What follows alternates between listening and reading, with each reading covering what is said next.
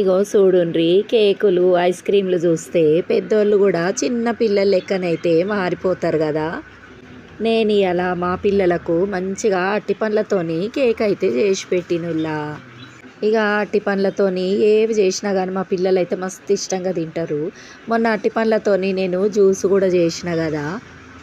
ఇక గట్లనే ఇలా కేకు కూడా చేస్తే చూడుండ్రి ఎంత పర్ఫెక్ట్గా అయితే వచ్చిందో మన కేకు. మొత్తం వీడియోని అయితే చూడుండ్రి, చూసి ఒక లైక్ అయితే చెయ్యండ్రి. అంతా మనం ఇంట్లోనే సింపుల్గానైతే కేకులు చేసుకోవచ్చు.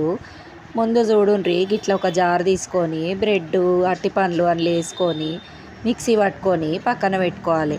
ఇక తర్వాత గిట్లా ఒక బౌల్ తీసుకొని అందులో cocoa powder, baking soda, baking powder వేసుకొని అందులోకి ఒక గుడ్డు కొట్టి వేసుకోవాలి. మనము వేసుకున్నాక తీపికి తగ్గట్టు చక్కెర అయితే వేసుకోవాలి.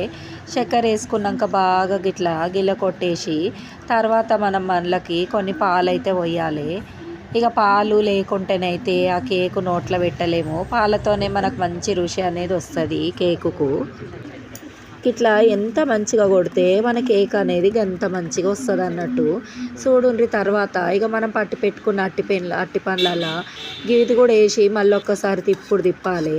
తర్వాత గిట్లా కేకుది ఉంటుంది కదా మౌల్డ్, దాంట్లో బటరు నెయ్యో పూసుకొని మనం పట్టి పెట్టుకున్నదంతా గండ్లకు పోసుకొని గిట్లా ఒక్కసారి ఊపాలి. ఊపి కుక్కర్లో గిట్లా స్టవ్ స్టాండ్ నీళ్ళు పోసుకొని ముందు ఉడుకు చేసి దాంట్లో పెట్టి ఒక అర్ధగంట అయినాక తీసి గిట్లా పళ్ళెంలో వేసుకుంటే మంచి కేక్ అయితే రెడీ అవుతుంది. ఉంటా మరి, పోయి వస్తా. Bye bye.